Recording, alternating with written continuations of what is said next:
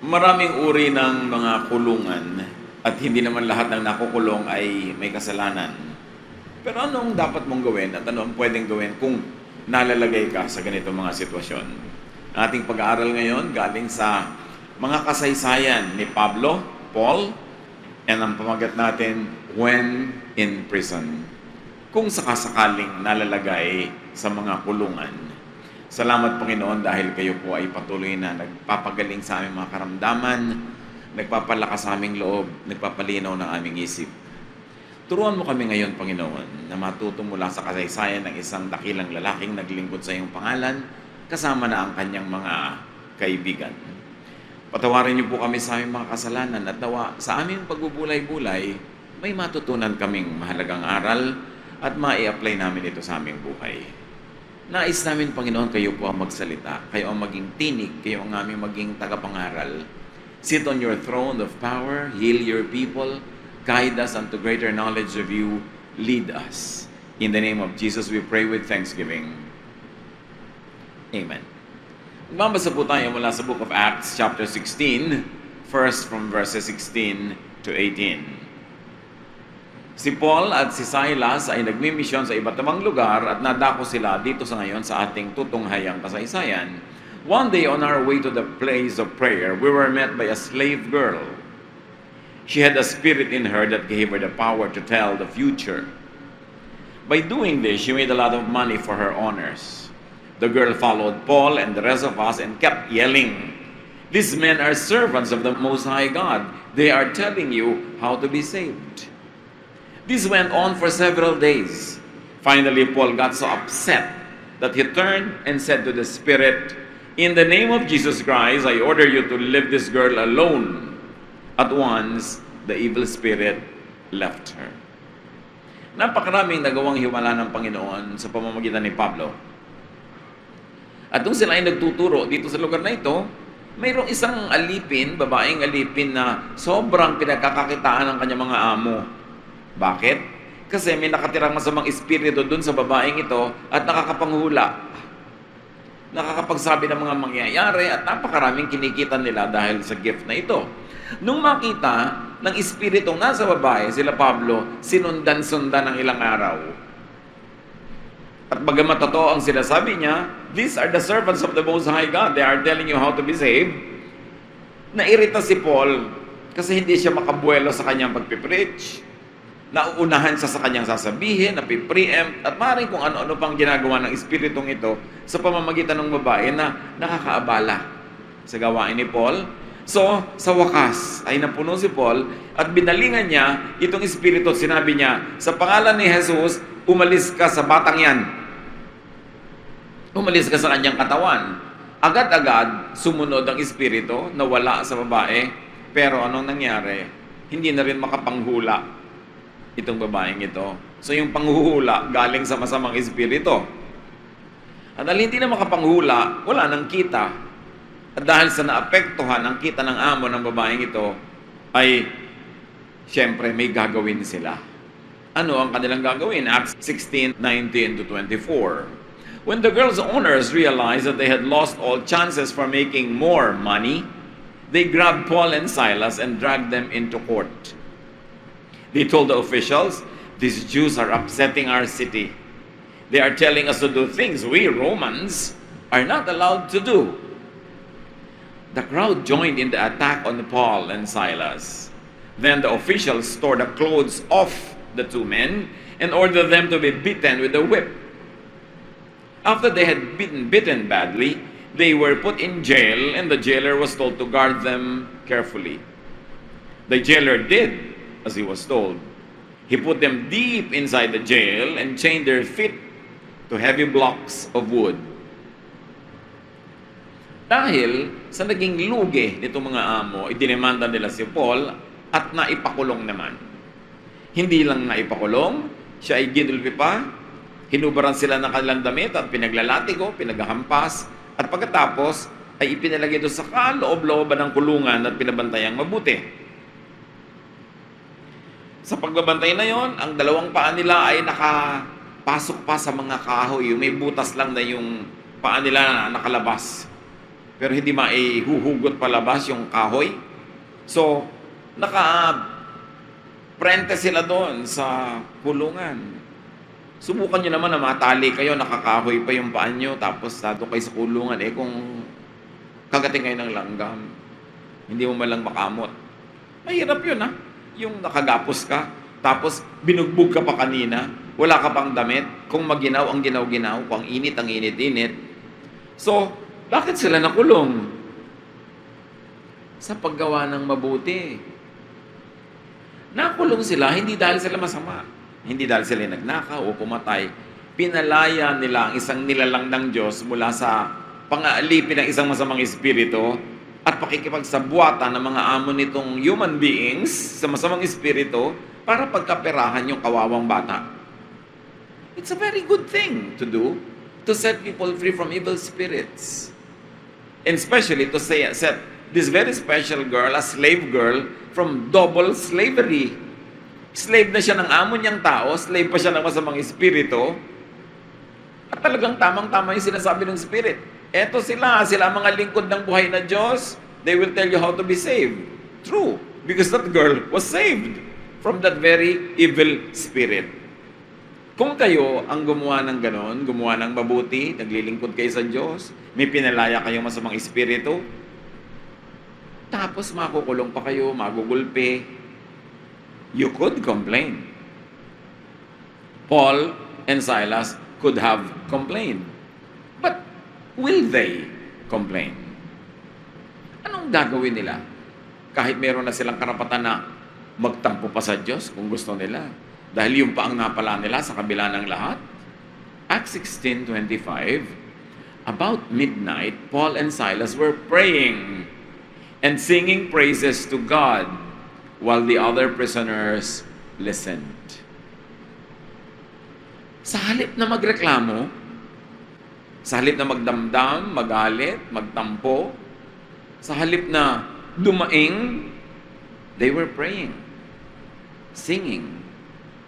They were praising God. Sa kabila ng nadama nila na hirap, pahirap, sakit, they ministered even in jail because the other prisoners kept silent, listening to them.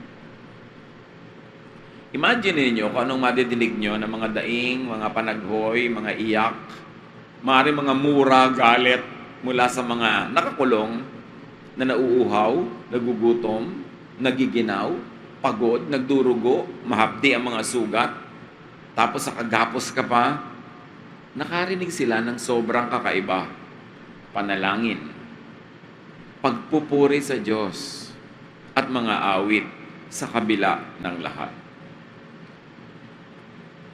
But come to think of it, if you were in this situation, that you are in such a bad situation, magmumura ka pa ba? Magrereklamo ka pa ba? Magagalit ka pa sa Diyos, magtatampo ka pa? What other option have you got? There was nothing better to do in such a very bad situation than to really call upon God, pray to God, sing praises to God. Pwede kang may ibang gawin, pero ang tanong, mapapabuti ka ba kung yun ang gagawin mo? Sa sitwasyon na aping-api ka na, nakatali ka, wala kang kalaban-laban, Diyos na lang talaga ang natira mong kakampi. Kaya dapat lalo kang kumapit sa Diyos. Lalo kang lumapit, huwag kang magtampo. Kahit pa nga mukhang dahil sa paggawa ng mabuti, may nangyari pa sa iyong hindi masyadong maganda. Ito ang lesson na matututunan natin kila Pablo. When in prison, you better praise God for the things that you can praise God for. Siyempre, hindi mo naman sasabihin, Diyos ko, salamat po, nasa prison kami. Dahil hindi mo naman siguro sincerely masasabi yon. Pero pwede mo sabing, salamat sa napakarami mo nang nagawa sa akin noong araw, na napakabuti ang naging bunga, na ngayon hindi ko man naiintindihan ito, alam ko, patuloy kayong mabuti. Dahil mabuti kayo. Dahil hindi kayo masamang Diyos, so ba't kayo gagawa ng masama? So kung may nangyari man sa akin, mukha lang masama ito, pero dahil anak ako ng Diyos, hindi pwedeng masama itong nangyayari sa akin. Pananalig. Pagkapit sa Diyos ng mas mahigpit, pag inuuga ka ng mga hangin, mga bagyo ng pagsubok sa buhay. biglang napatahimik ang buong kulungan, yung mga umiiyak, yung mga nagrereklamo, yung mga dumadaing, sila man, tinigilan nilang pakinggan ang mga sarili nilang boses at pinili nilang makinig sa boses ni Paul and Silas, singing in prison. Anong nangyari? Acts 16:26. Suddenly, a strong earthquake shook the jail to its foundations. The doors opened, and the chains fell from all the prisoners. Sumagot ang langit. Sa mga munting tinig na ito na nagmumula sa ilalim ng lupa, sa dungeon, na halos di mo na madinig sa labas sa kapal na mga pader, sa awit na maaaring baka wala pa to sa tono dahil sa hirap ng physical situation ng mga kumakanta, pero nagandahan ng langit sa nadinig. Isang malakas na lindol ang yumanig sa mga pundasyon ng kulungan. Nakalog ang mga pader, nalagot ang mga kadenang bakal na nagtatali sa mga nakakulong doon. Obviously, a miracle happened. God answered Paul's prayers. Sino ang magsasabing sasagutin pa sila? Para nga silang nakalimutan ng Diyos, ba't sila nandun? Para nga silang pinabayaan Pero sumagot ang Diyos sa isang malakas na lindol. God was pleased with the praise and the worship. Acts 16:27-29. When the jailer woke up, sleeping on the job pala yung jailer, no? Nakatulog. Ang higpit pa ng bilin sa kanya na magbantay. Alam nyo ba, na ang parusa sa mga sundalo at mga bantay ng mga Roman soldiers, pag nakatulog on duty, death. Kamatayan. Nakatulog. So when the jailer woke up and saw that the doors were open, hindi niya alam na lumindol. He thought that the prisoners had escaped. He pulled out his sword and was about to kill himself. But Paul shouted, "Don't harm yourself. No one has escaped." Roman soldiers kept two swords. Isang mahaba para sa kalaban at isa para sa sarili nila para magpakamatay. Kung talagang masusukol din lang sila at walang mangyayari, parurusahan lang sila, makukulong lang sila, baka maibunyag pa nila ang lihim ng kanilang sariling army, o kaya kung paparusahan sila ng sarili nilang mga opisyal dahil sa kanilang pagkakatulog sa duty, nagpapakamatay na lang sila. Yun ang ginawa ng sundalong ito. Inilabas niya yung kanyang maiksing sandata na ganun din naman ang mga sundalong Hapones nung araw nung uso pa sa kanila yung mga samurai. May maiksi. Pang sayo yun, hindi pang sa kalaban. So magpapakamatay na sana siya. But Paul shouted, "Don't harm yourself. No one has escaped." Uunahan na niya yung kanyang sariling commander. Papatayin na niya ang sarili niya dahil mas masakit at mas mahirap na mapatay ng sarili mong commander. Pero sabi ni Paul, huwag mong ituloy yan. Huwag kang matakot. Wala ni isa man sa aming tumakbo. Kahit pa nga bumukas na ang mga pintuang bakal at nalagot ang mga kadenang bakal, walang tumakbo. Another miracle. Pangalawang miracle ito. Una, yung lindol. Pangalawa, makakatakbo na sana yung mga prisoners doon. Pero sobra silang tinablan ng prayer, sobra silang tinablan ng kanta, ng mga papuri sa Diyos, hindi nila naisipan yung automatically dapat naisipan nila magtakbuhan. Verse 29, the jailer asked for a torch and went into the jail. He was shaking all over as he knelt down in front of Paul and Silas. Nabaligtad. Nung humingi siya ng liwanag, ng sulo, at nagbilang siya ng mga prisoner, nandun lahat, lalo siyang nangatog. Ano ang nangyayaring ito? Hindi ko to kayang maintindihan. Lumuhod siya sa harap ng kanyang mga kanina lamang ay mga prisoners. A third miracle. The third miracle, hindi lang yung mga pintuan ng jail ang bumukas. Ang tunay na bumukas, itong puso ng jailer. nagbukas siya sa manggagawa ng Panginoon, nagbukas siya sa mensahe ng Diyos.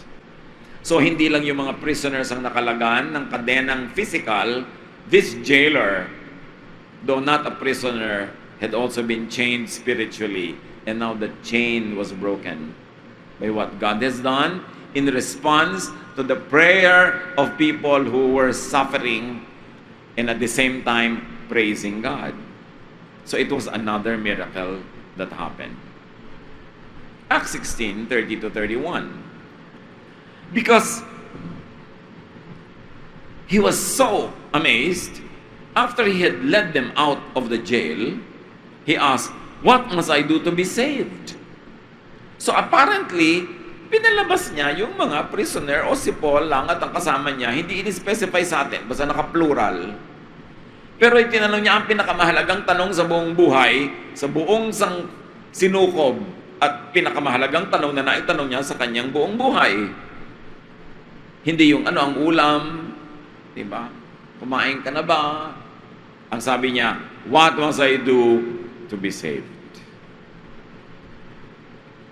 Bakit siya nakarating sa puntong yon para bumukas lang yung mga prison? Bakit dumating siya sa puntong yon?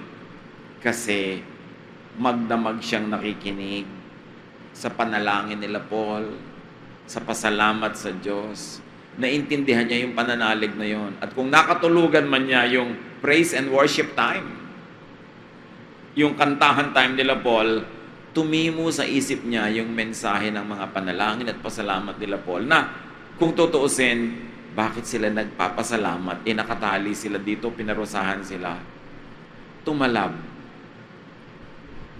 Anong dapat kong gawin para maligtas? Verse 31, they replied, "Have faith in the Lord Jesus and you will be saved. This is also true for everyone who lives in your home. Believe in Jesus and you will be saved, you and your household," the other versions say. So there was an instant conversion that was not really so instant because it could have been the result of so long hours of listening to the praising, to the singing, and to the praying. Now, because of that, he's ready for the real thing. To believe in the Lord Jesus and to bring the Lord Jesus to his household. So sabi na naman ng mga taong ito, anong dapat kong gawin? Paano ako maliligtas? Acts 16:32-34. Then Paul and Silas told him and everyone else in his house about the Lord. So, iniuwi niya sa bahay niya si Paul and Silas. At least the two of them. Hindi natin kung may iba pang kasama. Well, it was still night. The jailer took them to a place where he could wash their cuts and bruises. O naging caregiver bigla. Itong dati kanina ay tagapagparusa. Then he and everyone in his home were baptized. They were very glad that they had put their faith in God. After this, the jailer took Paul and Silas to his home and gave them something to eat. So obviously, they were outdoors. Dinala niya marahil si Paul at si Silas sa isang bukal, sa isang maliit na ilog, kung saan pwede niyang hugasan yung mga sugat nitong sila Paul, at kung saan ngayon, nagpabautismo ang buong sambahayan nung gabi din na yon. Can you imagine what could happen in a night? What a difference a night or a day could make. Isang buong sambahayan. Dinala kasi niya si Paul sa kanyang bahay. Napakahalagang lesson mga kapatid. Dinadala ba natin ang Panginoon sa ating bahay? Dinadala ba natin ang mga lingkod ng Panginoon sa ating bahay? Dinadala ba natin ang Bible study? Dinadala ba natin ang prayer meeting sa ating bahay? O tayo na lang ng tayo ang pupupunta sa church, yung bahay natin naiwan na lang naiwan? Napakahalaga yung sambahay, pagsamba sa bahay, na merong nagaganap doon para lahat ng yung sambahayan at kapitbahay madadala mo sa Panginoon. So, nilinis niya ang sugat ng mga ito. So, obviously, mahina pa yung dalawa. Hindi pa nila kayang linisin ang mga sarili nila. At galak ang pamilyang ito na sila nagtiwala sa Diyos. At iniuwi niya sa kanyang bahay at pinakain ang dalawang misyonero ng Diyos. A genuine conversion indeed. From jailer to brother in the Lord. Of course, there are many lessons that are too obvious. One is to do good, do the right thing. Tama na palayain yung babaeng yun mula sa espiritong umaalipin sa kanya. Tama na maging instrumento din tayo ng paglaya, maging ng kapwa-tao natin sa kung ano-ano mang mga puwersang umaalipin, umaapi sa kanila. Jesus wants us free. Freedom in Jesus is one of the greatest messages of the Lord Himself. Tama yon. Pero sa pagpapalaya natin ng mga naaalipin, sa paggawa natin ng mabuti, laging may kukontra. Laging may naapektuhan, may nalulugi, merong naaagawan ng alipin, magagalit. Gagawa yan ng paraan para pahirapan ka, parusahan ka, gantihan ka, but continue to trust in God. If you are suffering or you think you are suffering because of something that you did that was godly, holy, righteous, do not regret having done it. Kahit kailan ay huwag natin pagsisihan ng paggawa ng mabuti. Huwag tayong maninisi sa Diyos o sa kapwa kung parang nasadlak tayo sa hirap dahil may ginagawa tayong mabuti. Hindi pa tapos ang kwento. Sinasabi nga naman, hindi pa tapos ang boxing. Kaya huwag ka munang gumawa ng isang desisyon na parang natalo ka. If your good deeds result in something unpleasant, if it results in something difficult or painful, continue to have faith. Maring meron sa atin yung mga dumadaan sa ganyan. Sa paggawa mo ng mabuti, parang napasama ka pa. Continue to have faith. Continue to pray. Of course, you must continue to worship. Yung iba parang hindi po ako maka-worship kasi masama ang loob ko, may nangyayaring hindi maganda sa aking buhay. So hindi ka magwa-worship ngayon. Anong gusto mong gawin? Maglasing ka. Gusto mo yun. Mang-away ka sa kalye. Gusto mo. Suntukin mo yung mga dumadaang jeep. Magpasagasa ka kaya. Tumalong ka sa dagat. Ang laki pala ng problema mo, di lalo kang dapat mag-worship. Lalo kang dapat manalangin. Continue to sing to the Lord. Napipili mo naman kung anong lalabas sa salita sa iyong bibig kahit naghihirap ka kahit nagdurusa ka. Bakit magsasabi ng mga salitang maglalayo sa iyo sa Diyos at maglalayo sa iyo sa grasya? Continue to praise God. You have no better option. You have no better choice. So, dahil ginawa na yon, at kung yun ay gagawin natin, see how the Lord will work in your life. Tulog kasi yung jailer, hindi niya nakakita yung lindol, yung miracle. Dapat hindi ka tutulog-tulog, nakadilat ang iyong mata para makita mo ang mga himala na nangyayari sa iyong buhay, kapatid. Ang daming himala. Hindi lang yung nauga ang prison. Iba't ibang uri ng pag-uga, iba't ibang uri ng prison, kaya yan ay physical, kaya yan ay spiritual o emotional, na nauuga pag kumikilos ang Diyos in response to our prayer. Pag ikay maka-Diyos, ang ginagawa mo'y tama, blessing ang bunga nun kahit mukhang hindi. Romans 8:28, and we know that in all things, God works for the good of those who love Him, who have been called according to His purpose. Sa lahat ng bagay, maganda ang ginagawa ng Diyos para sa mga umiibig sa Kanya, lalo na yung mga tinawag para gawin ang Kanyang kalooban. Huwag tayong magsisisi sa paggawa ng mabuti. What could be your inconvenience? Your chain, your jail, lahat meron nun. Hindi lang si Pablo at si Silas ang nakulong. Lahat tayo nakukulong sa iba't ibang hugis, uri o anyo dahil sa paggawa natin ng mabuti. Pero hindi yun ang ending ng kwento. Do you suffer for doing good? For being good? Hindi ikaw ang original dyan at hindi ikaw ang only one. The people of God in the past had experienced this. And everywhere and every time throughout history, and even now, the people of God know what it means to suffer for doing good. Pero sabi nga sa Bible, It is better to suffer for doing good, if it's God's will, than to suffer for doing bad. Sabi niyo ba, ang hirap naman gumawa ng mabuti? Oo. Pero mahirap din naman gumawa ng masama, di ba? Pareho lang mahirap yan. Pareho lang nakakapagod yan. Sa paggawa mo ng mabuti, kakampi mo pa yung Diyos. Sa paggawa mo ng masama, di kalaban mo siya. Mabuti na lang ang gawin mo, huwag ka na magpili-pili pa. Pareho lang mahirap. Sabi, ang hirap naman maging tapat sa asawa ko, walang kakwenta-kwentang asawa. Mahirap din naman magtaksil, di ba? Kakapagod din yung patago-tago ka. Kung nahuli ka pa, mahirap din yun. Sabi, ang hirap-hirap naman na maging ina, mahirap naman na wala ka ring anak. So, mahirapan ka na lang sa pareho. Kung may choice ka, di mas marami namang immediate na fruits yung may anak ka. Lahat ng sitwasyon, pag pinili mo, ito bang gagawin ko o yun, parehong may bayad. Parehong may benefit sa biglang tingin. Pero doon ka na lang lagi sa side ng Diyos. Lalo't hindi mo masyadong naiintindihan kung ano yung bayad, ano yung benefit, ano yung magiging bunga nito, doon ka na lang sa paggawa ng mabuti. Dahil hindi ka papabayaan ng Diyos pag gumagawa ka ng mabuti.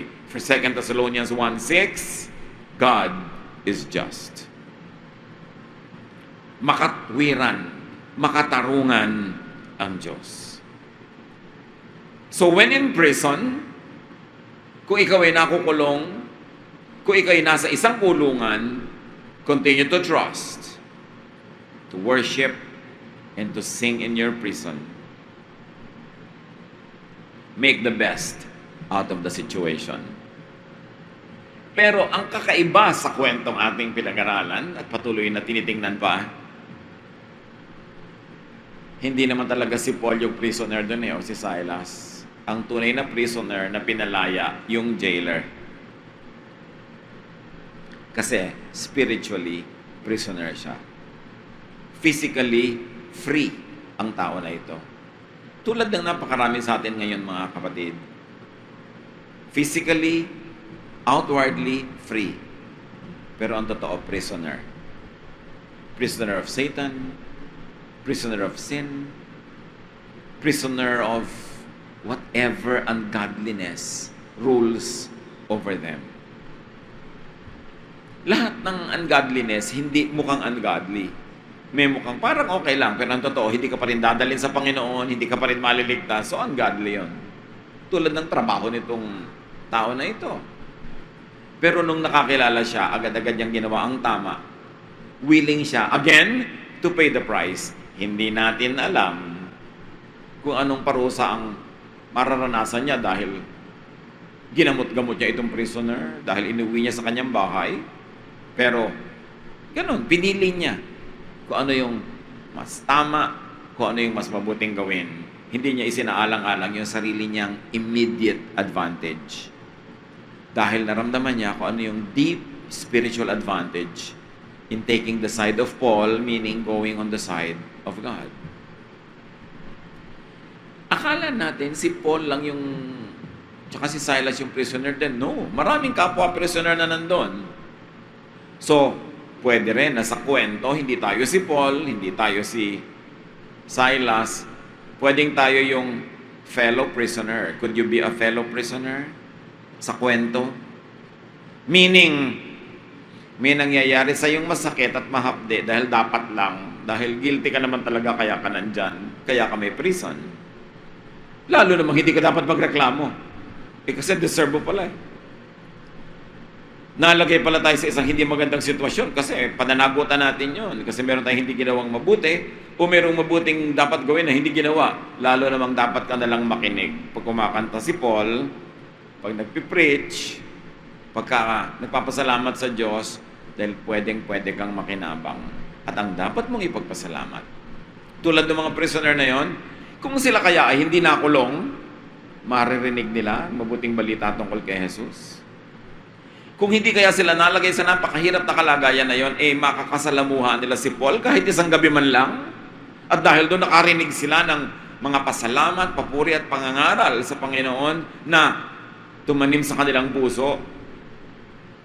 Symbolically, nakalag yung mga tali nilang kadena lahat. Pero yun ay symbol lang. May nakalag din sa kanila nakalag ang mga spiritual na tali ng kanilang buhay. Na-bless sila dahil sila Paul nalagay sa prison. So, mga kapatid, kung ano man namang prisons ng buhay natin ngayon na parang ang hirap, whether you deserve it or not, find God's blessings there. Because God sends Paul to you when you are in prison. Siyempre, iba-ibang Paul na yon, iba-ibang Silas na yon, pero dapat sensitive ka. Kung hindi pa ako nalagay sa hirap na to, hindi ko maririnig ang salita ng Diyos. Kung hindi pa ako nagkasakit, di ako magdadasal. Kung hindi pa ako nalugi sa negosyo, hindi ako magpa-Bible study at maghahanap sa Panginoon. Kung hindi pa ako iniwan ng papa ko o ng mama ko, hindi ako magkakaroon ng space para sa spiritual activity. In other words, being in prison can be a blessing. Turn it into a blessing. Dahil si Lord nagkakalag ng mga kadena ng mga prisoners. He sets the prisoners free. Whatever the prison is, whatever the chains are. But open your ears and open your hearts to the words, to the songs, to the prayers that will become the bridge of the Holy Spirit to enter your heart. Listen to the testimony, to the songs, to the prayer of others, especially of God's servants. Kung nahihirapan ka, tapos may kakanta-kanta pa, pwede mo namang sigawan yun eh. Magalit ka. Ano ka ba? Hirap na tayo, kakata-kata ka pa dyan. Pero tell me, anong mapapala mo na pigilin mo yun? Kumisan tayo, nasa isang sitwasyon na napakahirap. Para tayong nakatali, para tayong prisoner, may nagsasabi sa'yo ng tama, ikaw pa itong magagalit. Pinagsasabihan ka, tigilan ng iyong bisyo, tigilan ng iyong mga ginagawang kasalanan.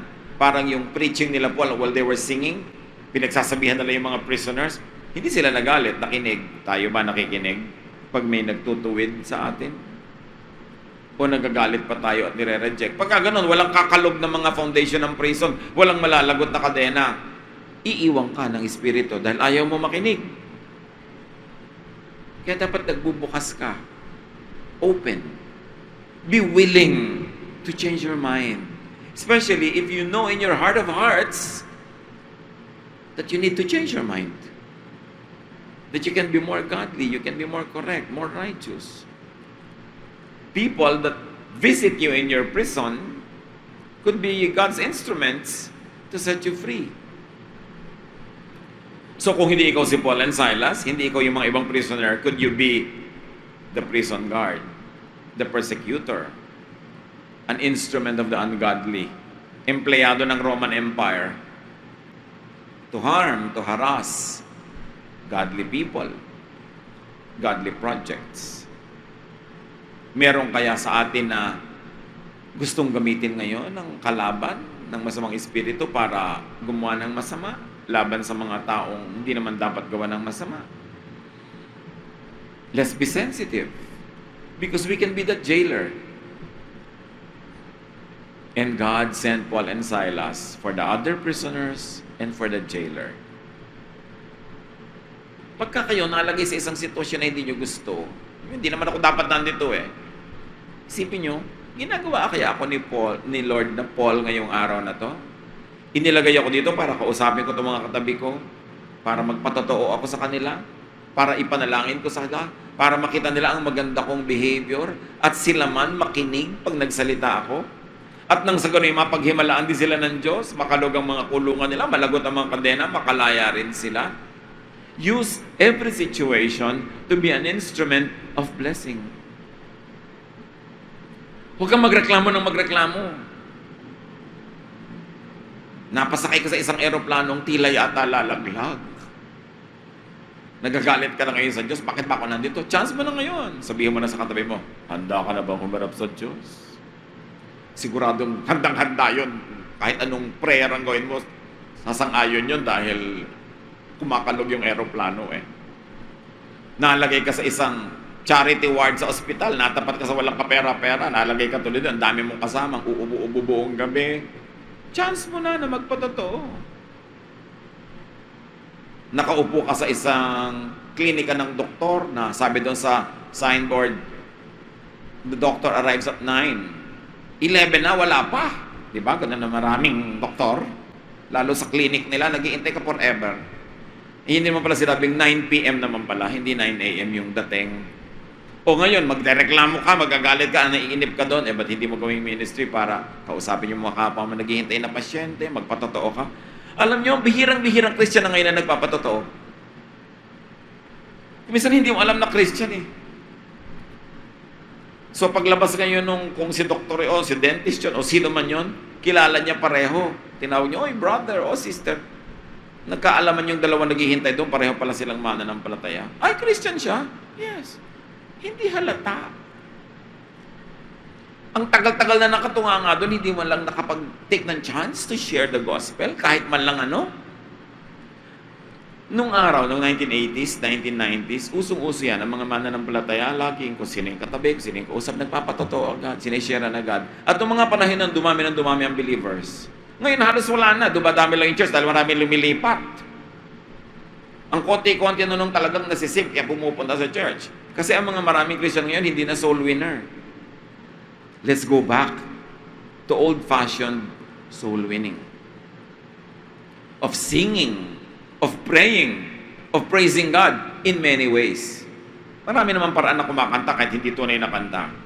Yung may dala-dala kang Christian reading na binabasa mo ganyan, nakikita ng katabi mo, nagkaka-chance ka na mag-share. Napakaraming paraan. Paul and Silas were sent by God to prison to be blessings there, not to punish them. So if you are being sent by God on such a difficult mission, stop complaining. Be thankful that you can be an instrument of God. Just do the right thing, and the right things will follow. Be sensitive to earthquakes that God could be sending. It is important. And befriend godly people. Magaling din yung jailer, nakahalata agad kung sino talaga ang anak ng Diyos. Kung sino talaga ang kakampi ng Diyos. So, pinaglingkuran niya agad, iniuwi niya, ginamot niya ang mga sugat, pinakain niya. One great lesson, minister to God's servants. Sabi sa Matthew 10:42, anyone who gives one of my most humble followers a cup of cool water, just because that person is my follower, will surely be rewarded. Yun lang mag-abot ka ng isang basong inumin sa mananampalataya, sa anak ng Diyos, lalo sa kanyang lingkod, sabi ko nun, tiyak na may gantimpala yan. Hindi pwedeng hindi yan napansin ng langit. So ano kayang gantimpala ang nag-intay doon sa jailer nun? Aside from us, of course, from being saved. Yun lang naligtas siya, nakilala niya ang Panginoong Jesus. Ano pang gantimpala ang gusto niya madagdag doon? Yun na ang lahat-lahat. Pero I'm sure marami pa. Pero sigurado din, nagkaroon siya ng difficulty dahil yung loyalty niya na iba, yung pananaw niya na iba. Ganon din yung mga taong nakakakilala sa Panginoon, sumusunod sa mga turo sa Bible, naiiba ang pananaw, naiiba ang point of view, siyempre may kukontra.